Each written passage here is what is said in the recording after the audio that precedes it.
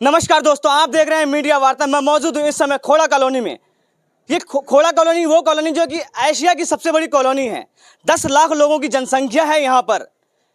कभी खोड़ा में कुछ नहीं हुआ करता था, लोग डरा करते थे।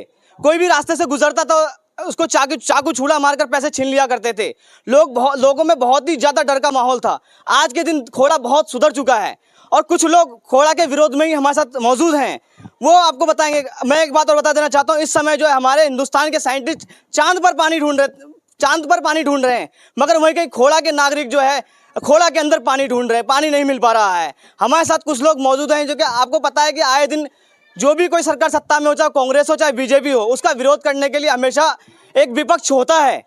और आज भी हमेशा चाहे कोई भी रहे, चाहे जैसे मोदी जी को टक्कर इस समय राहुल गांधी जी दे रहे हैं, कहीं ना कहीं राहुल गांधी जी को पप्पू बोला जाता है। आप समझ सकते देख सकते हैं कि बड़े बड़े चैनलों में जो एक तरफ मोदी जी तो एक तरफ राहुल गांधी जी को दिखाया जा रहा है। यहीं जो एमएलए हैं सुनील शर्मा जी हैं, उनके विरोध में दीपक जोशी जी खड़े हैं और काफ़ी सारी जनता आप देख रहे होंगे हमारे पीछे खड़े हुए हैं। आए दिन ये विरोध करते रहते हैं। कई बार इन्होंने विरोध प्रदर्शन किया, उसमें इनको कामयाबी हासिल हुई। हमारे साथ मौजूद हैं दीपक जोशी जी। पहले उनसे दो बात करके बाकी और जनता हमारे साथ खड़ी है, उनसे बात करेंगे। दीपक जोशी जी, बहुत बहुत धन्यवाद आपका मीडिया वार्ता चैनल में। जैसा कि मैं बताना चाहूँगा कि काफ़ी अच्छा कार्य करते आप दिख रहे हैं। सोशल मीडिया पर आए दिन आप बंदे रहते हैं और जनता भी आपको आपसे काफ़ी खुश है। क्या सर आप भी नेता नगरी वाला, आप पहले कहते थे हम समाज के लिए काम करेंगे, समाज के लिए करेंगे, सर आज आप नेता नगरी में सर उतर गए हैं। पहले तो आपका बहुत बहुत धन्यवाद, आभार व्यक्त करते हैं। देखिए, पहले भी हमारी मुलाकात हुई है और पहले भी मैंने आपके चैनल पे यही कहा था कि राजनीतिक हमारा ध्येय नहीं है, ना ही है हमारा इंटेंशन है। खोड़ा की 12 लाख आबादी को जो विकास हमें दिलाना, उस विकास को लेकर हम लोग पहले भी प्रयास थे और आज भी वो इसी रास्ते पे हम लोग चल रहे हैं।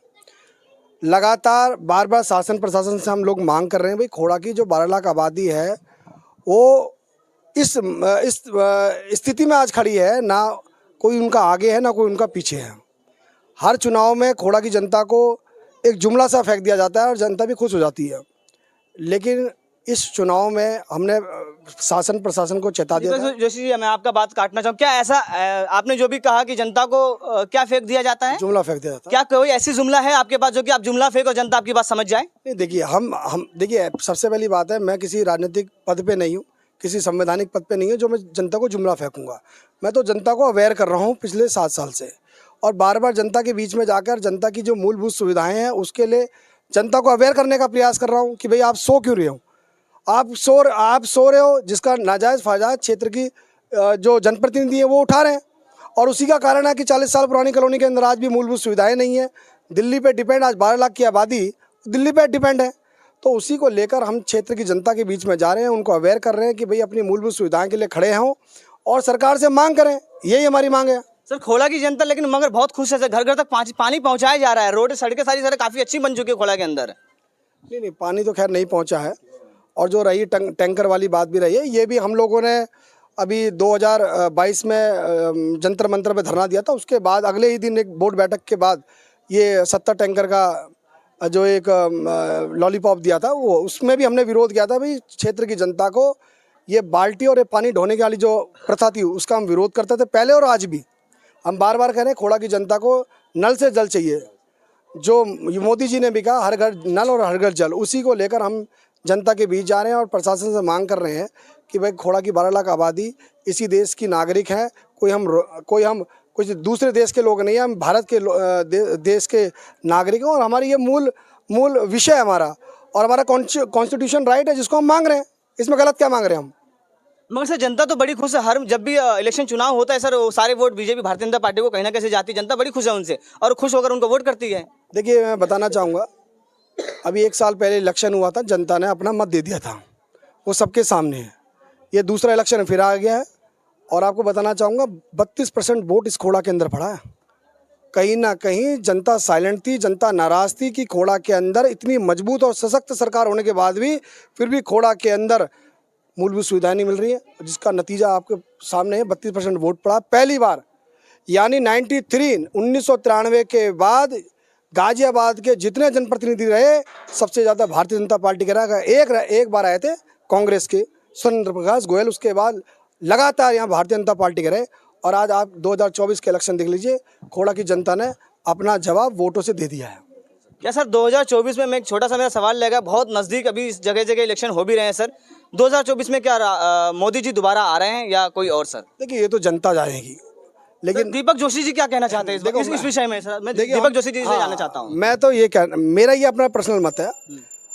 हमारा किसी राजनीतिक दल से कोई नाराजगी नहीं है। जो सरकार हमें मूलभूत सुविधा देगी हम उसके साथ खड़े रहेंगे, फिर चाहे वो मोदी हो, चाहे कांग्रेस हो, आम आदमी पार्टी हो।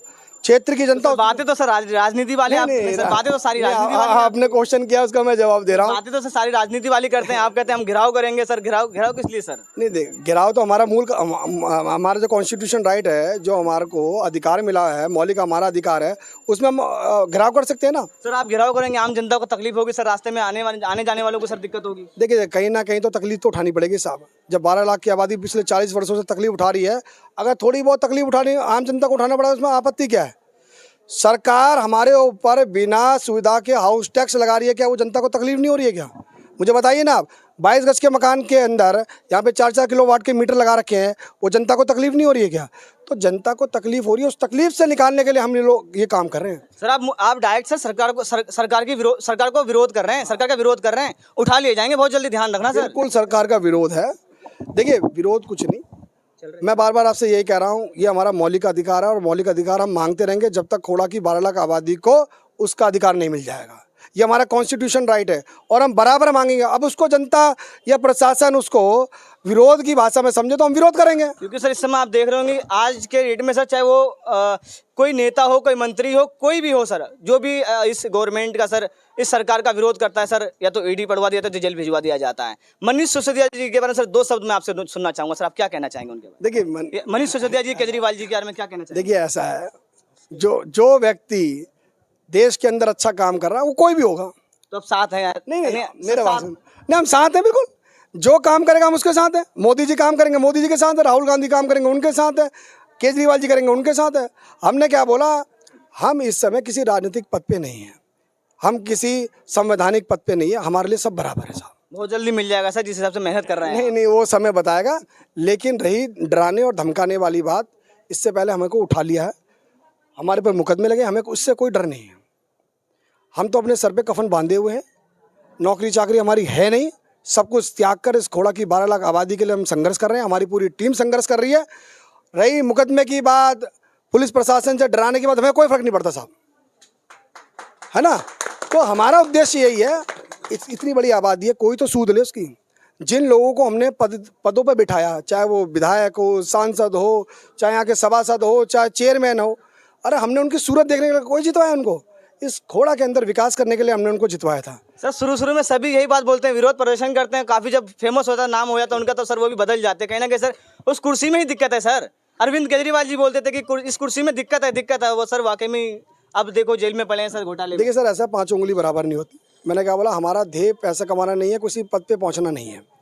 पिछले 2005 से मैं इसी तरह खोड़ा के अंदर भिन्न भिन्न प्रकार के विषयों को लेकर आंदोलन करता रहा हूँ और हमारी टीम के अंदर कई वरिष्ठ ऐसे लोग हैं जिन्होंने अपना पूरा जीवन आंदोलन में खपा दिया है।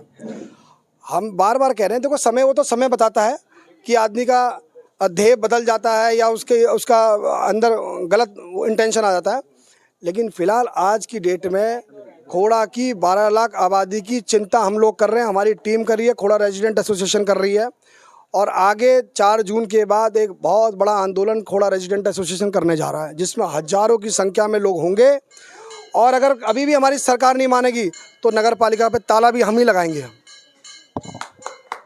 आपने सुना दीपक जोशी जी ने सारी बातें लाइव कही है। यहाँ पे मैं मौजूद हूँ इस समय खोड़ा कॉलोनी के अंदर, जो कि एशिया की सबसे बड़ी कॉलोनी, मैंने आपको पहले भी बताया। कुछ लोग हमारे साथ और मौजूद हैं, उनसे दो